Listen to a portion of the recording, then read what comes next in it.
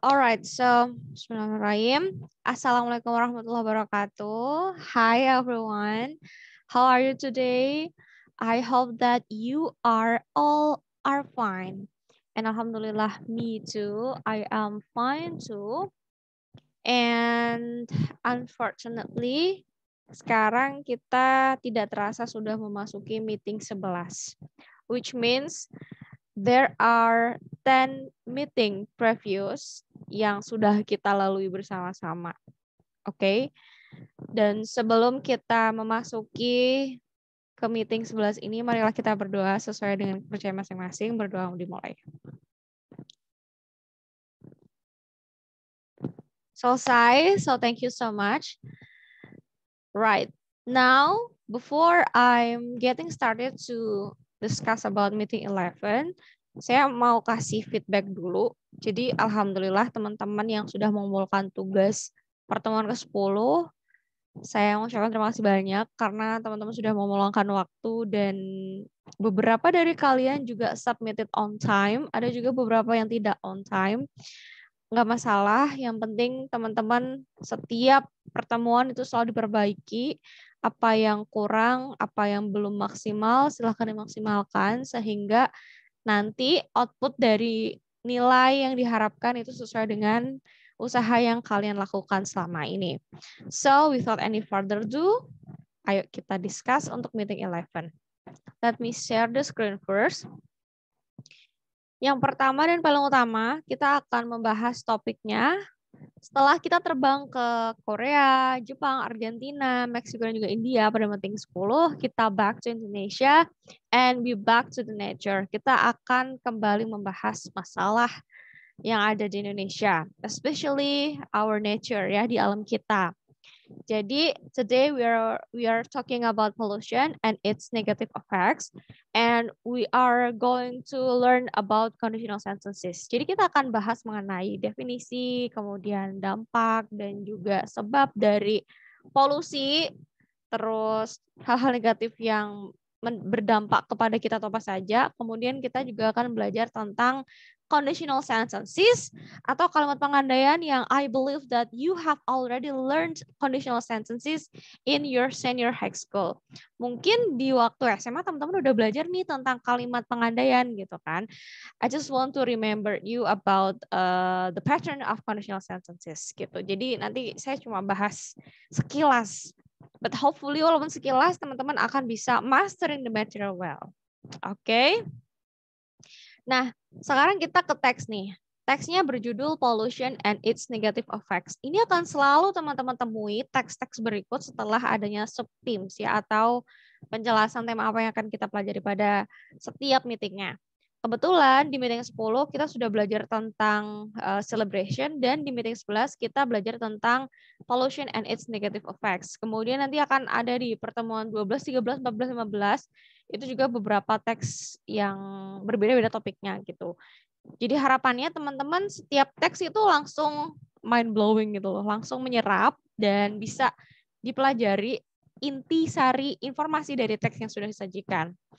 Now, develop your reading skills. Silahkan teman-teman kembangkan kemampuan untuk membacanya. Dan after that, you have to read the following text on pollution and its effect on the environment and answer the comprehension questions. Jadi setelah teman-teman membaca teks ini, maka teman-teman akan saya minta untuk menjawab pertanyaan yang sudah saya sajikan. Nanti silahkan teman-teman dijawab sesuai dengan teksnya. So let me discuss it in short time. Jadi di paragraf pertama kita tuh akan dijelaskan mengenai definitions of pollution. Kemudian di paragraf kedua ini kita dijelaskan mengenai how the pollutions occurs in Indonesia, especially in the nature. Kemudian the sources of pollutions, sumber-sumber dari polusi itu apa saja. And the last paragraph discuss about the steps to prevent the pollution, cara untuk mencegah polusi. Sekarang back to paragraph 1. If we are talking about the definitions of pollution. So what is actually pollution means? Apa yang dimaksud dengan polusi? Pollution is the degradations of natural environment by external substances introduced directly or indirectly. Degradations of natural environment. Degradation itu kayak zat ya. Zat yang secara natural ya, secara natural yang terjadi walaupun caranya itu langsung ataupun tidak langsung itu diproduksi oleh lingkungan. Jadi zat ini dinamakan oleh polusi ya, polusi udara gitu.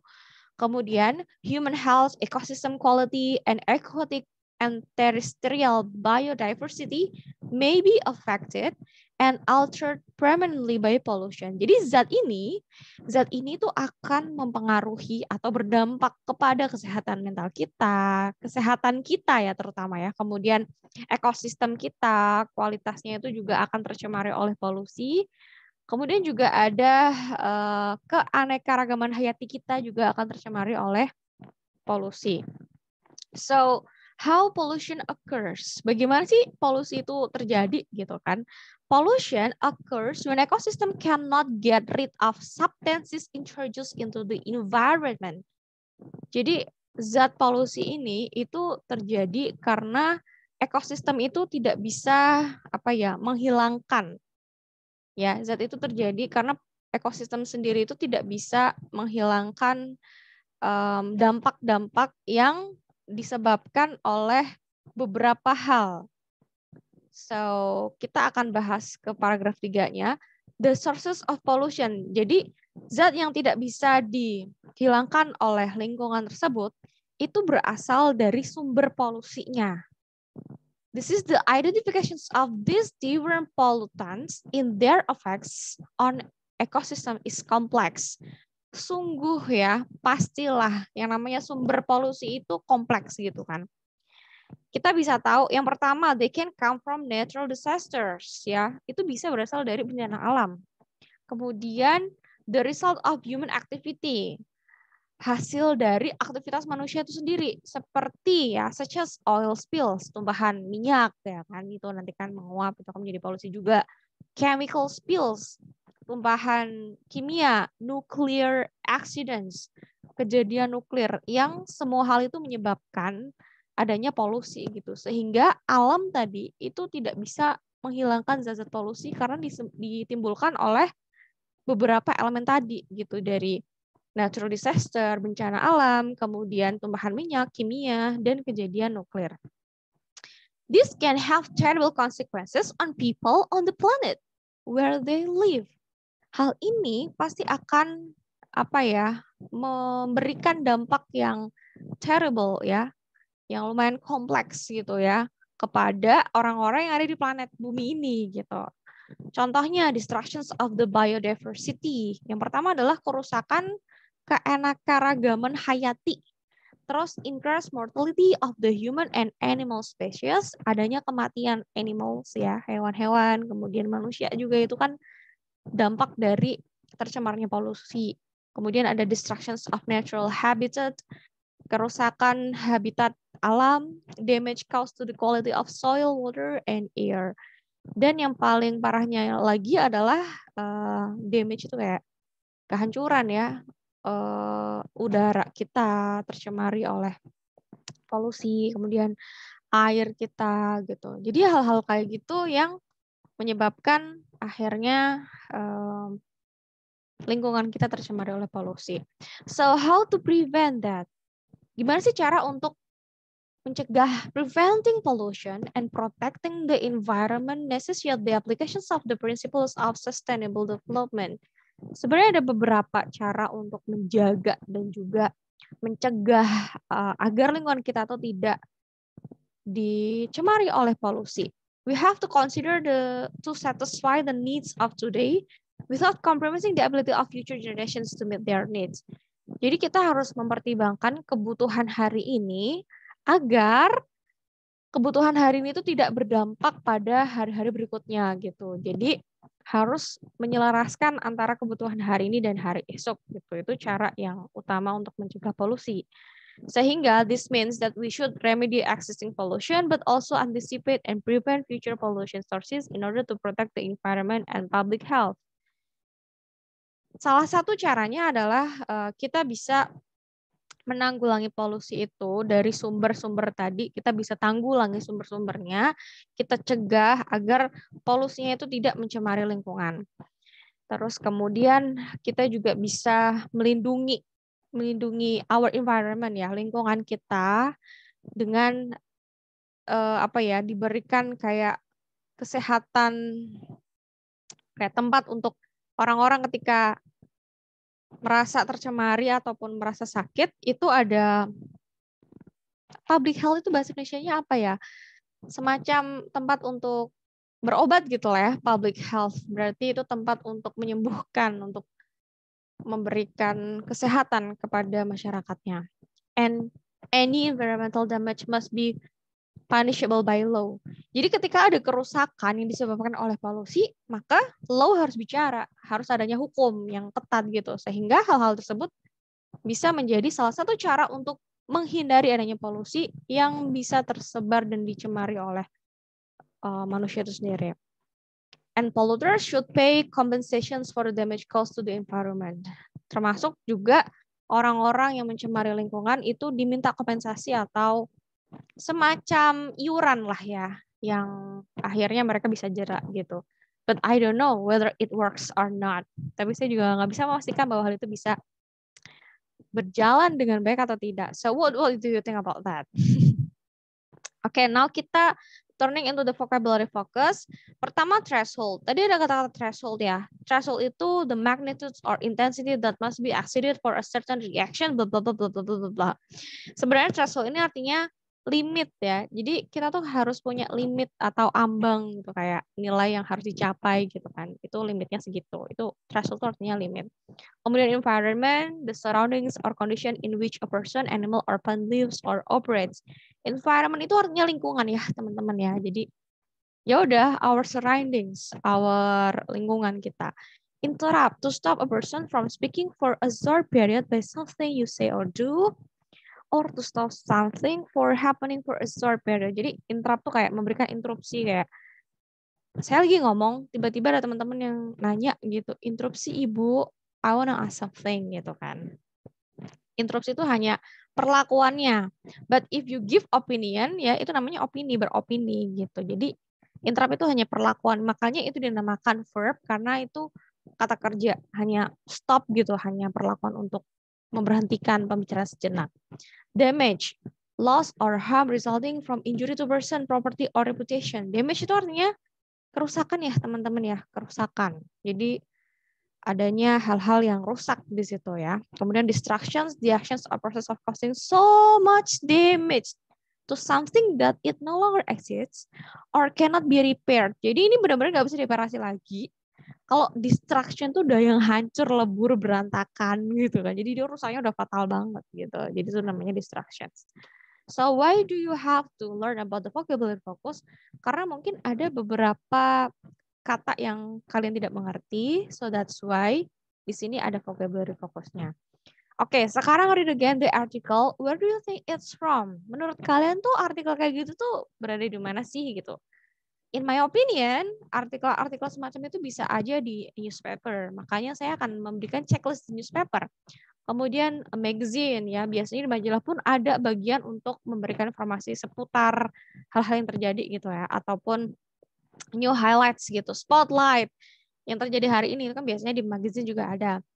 Tapi I cannot find it on a advice column. Saya mungkin tidak menemukan hal itu di kolom nasihat ya. Karena kan itu kan terkait berita gitu ya. Jadi I will not check this list. Kalau advertisement mungkin iya, mungkin ada iklan yang menyajikan hal itu, cuman tidak melulu iklan mengenai berita ya teman-teman. Jadi I will not check this list too. Jadi cuman ada 2 checklist, a newspaper or a magazine. So what do you think about that? Apakah menurut kalian ada di newspaper? If yes, you can check it. Alright. Sekarang kita berbicara mengenai time contrast ya. Ini mungkin grammar fokusnya. So I will stop it and change into the other here. Nah, sekarang teman-teman sudah melihat screen saya. Di sini time contrast ya. Jadi time contrast itu waktu yang kontras. Kontras itu memiliki makna kontradik berbeda gitu. Misalnya ada yang dulu, ada yang sekarang, dan ada yang masa depan gitu. Itu namanya time contrast ya. Yang pertama kita bahas dahulu ya. A few years ago, not many people lived here gitu. Ini waktu dulu. Kalau yang dulu ya, I will text here. Kalau pas itu dahulu. Jadi ini bisa kita artikan bahwasanya tenses ini digunakan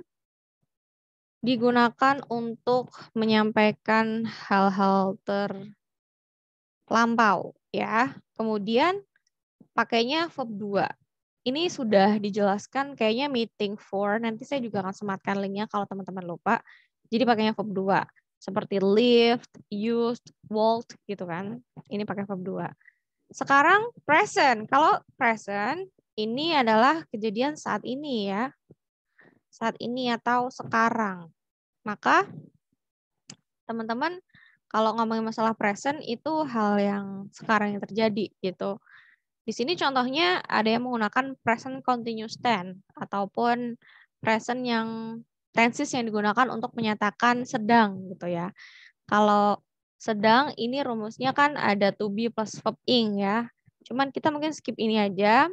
Lalu kita lanjut ke penggunaan yang verb 1. Jadi saat ini, sekarang itu menggunakan verb 1. Contohnya, today people shop at supermarkets. Nowadays people drive their cars instead. Now we learn together. Now you look at my screen gitu. Jadi kayak sekarang yang terjadi. Kalau yang pas tadi contohnya bisa kayak you learned English a few weeks ago. Jadi yang minggu lalu kalian belajar bahasa Inggris. Now you learn English. Jadi tadi learned ada ed-nya itu pakai verb 2. Kalau sekarang cuman learn aja. Yang berikutnya adalah future. Future itu masa depan ya teman-teman ya. Kalau masa depan ini rumusnya gampang banget. Jadi tinggal will artinya akan plus verb 1. Soon there will be a lot of shopping malls. Segera akan ada beberapa shopping malls. Ya kan, ada akan malls banyak. In 20 years, people might buy groceries by computer. Di 20 tahun yang akan mendatang, mungkin orang-orang akan membeli membeli groceries ya, belanja hanya dengan menggunakan komputer aja. Dan now it's real ya. Jadi sekarang kita kalau beli sesuatu pakai Shopee gitu kan. Cukup hanya pakai handphone saja. Tidak perlu kita mengunjungi tokonya gitu. Jadi itu sudah menjadi masa depan kita saat ini. In the future, people are going to use cars even more. Jadi sekarang juga sudah kita jumpai ya. Jadi kalau di masa depan itu orang-orang tuh pasti bakal akan menggunakan car, mobil gitu. Tapi saya tetap kok pakai motor gitu kan, biar nggak tua di jalan. Nah, right. Next, kita akan membahas conditional sentences ya, teman-teman. Jadi, saya stop share dulu, saya balik lagi ke yang tadi. Setelah tadi kita bahas mengenai time contrast, sekarang kita akan membahas mengenai conditional sentences. Yaitu di sini dijelaskan tipe 1, 2, 3 yang menggunakan will ya, yang menggunakan kata will atau akan gitu. Bagaimana sih perbedaannya, Miss, untuk tipe 1, 2, dan 3? Nah, gampang saja ya, teman-teman. Jadi kalau conditional sentences itu kan artinya kalimat pengandaian. Jadi suka halu gitu loh. Kalau yang tipe 1 halunya masih bisa dicerna gitu. Yang masa depannya, oh iya nanti di masa depan aku akan menikah, punya 1 istri, 2 anak gitu. Atau punya 1 mobil 4 roda gitu kan. Ataupun 1 mobil 6 roda. Nah loh jadi 6 roda. Jadi tipe yang pertama harus diingat ini bisa dicapai ya. Jadi kayak nggak halu-halu banget, cuman harapan gitulah, harapan. Contohnya, if I have a lot of money, I will go to Mecca misalnya. Kalau saya punya uang yang banyak, saya akan pergi ke Mekah gitu. Is it possible to happen? Yes, of course. Itu pasti bisa terjadi ya, gitu. Jadi sekarang nabung dulu, kalau udah punya uang banyak pergi ke Mekah, apakah itu possible untuk terjadi? Mungkin terjadi? Bisa saja. Yang kedua, simple past ya. Ini tipe 2. Kalau tipe 2 ini yang perlu teman-teman ingat adalah dia ya itu terjadi tidak sesuai dengan faktanya gitu. Jadi kayak jatuhnya halu sih. Coba kita lihat di sini. If I studied, I would pass the exam. Kalau aku belajar, aku pasti bisa melalui ujiannya gitu. Berarti, in fact, kenyataannya kalian tidak bisa melalui pembelajaran itu. Maka kalian ada kayak halu dikit. Tadinya gue belajar aja ya gitu. Nah, next, kalau yang ketiga ini penuh dengan penyesalan gitu. Kayak ujiannya tuh hasilnya nilainya 20 misalnya dari 100. Jauh banget ya. Terus dia berandai yang penyesalannya sangat-sangat penuh. If I had studied, I would have passed the exam. Katanya kalau saya belajar lebih sungguh-sungguh lagi, maka pasti saya bisa melalui exam tersebut gitu. Jadi yang tipe ketiga ini lebih lebih penuh dengan penyesalan gitu. Nah, I will show you. Wait.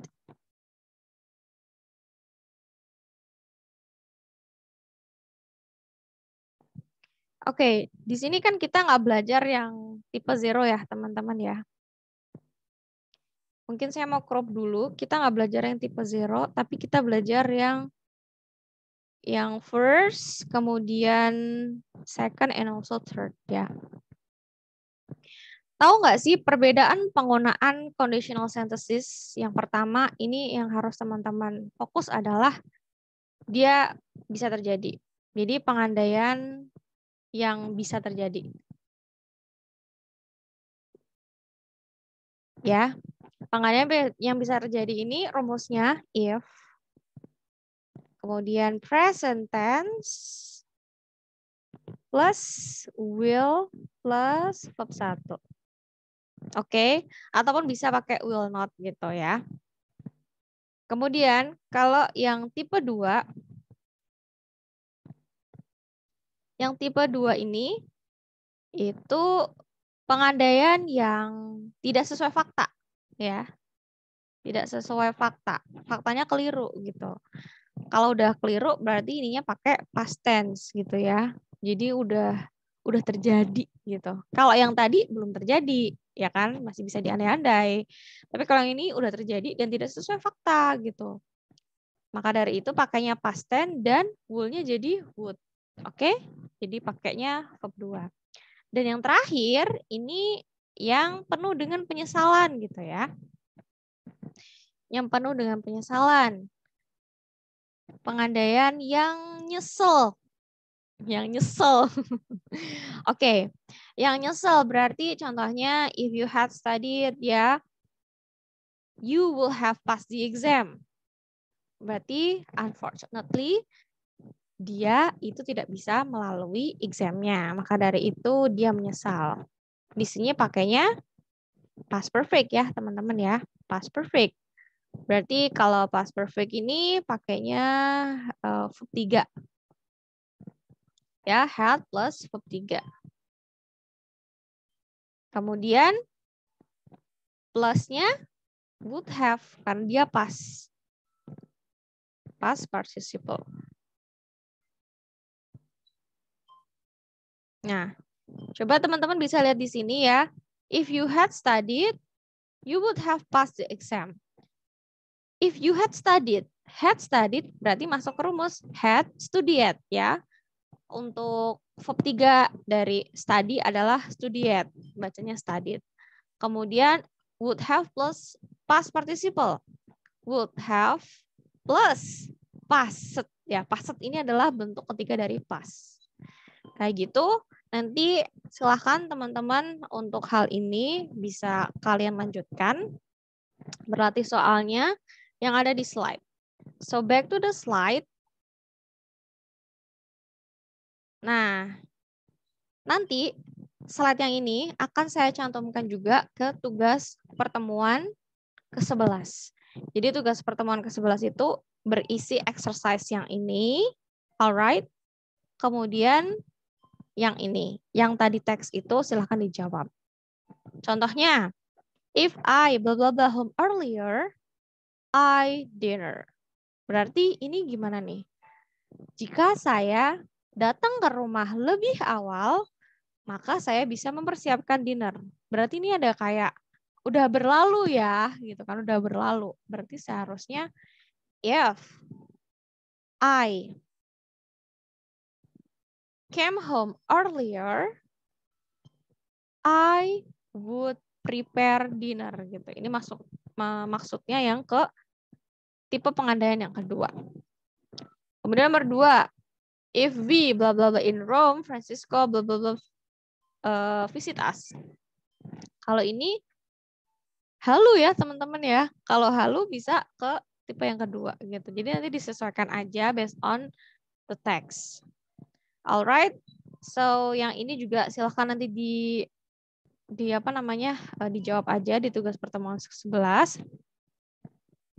So guys, that's all for today. Hopefully you understand what I mean. Then if you have any further questions, please just text me in a group WhatsApp and inshallah I will be there and I will answer all of your questions. So thank you so much for today. Say hamdal together. Alhamdulillahirrahmanirrahim. And bye-bye. Wassalamualaikum warahmatullahi wabarakatuh. Silahkan dilanjutkan untuk mengisi ke ruang diskusi. Oke? Thank you. Bye.